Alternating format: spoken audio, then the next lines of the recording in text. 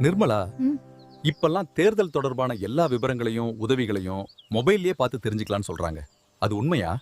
ஆமா மாமா, இதுதான் இசிஐநெட் அப்ளிகேஷன். இதன் மூலமாக தேர்தல் தொடர்பான எல்லா விவரங்களையும் மொபைல்லயே பார்த்து தெரிஞ்சுக்கலாம். அதுல என்னென்ன இருக்கு? பல வசதிகள் இருக்கு மாமா. சி விஜில் மூலம் தேர்தல் விதிமீறல்கள் ஏதாவது நடந்தால் புகைப்படம் மற்றும் வீடியோ எடுத்து புகார் செய்யலாம். சக்ஷம் ஆப் மூலம் பிஎல்ஓவை தொடர்பு கொண்டு மாற்றுத்திறனாளிகள் தங்களுக்கு தேவையான தேர்தல் உதவிகளை பெறலாம்.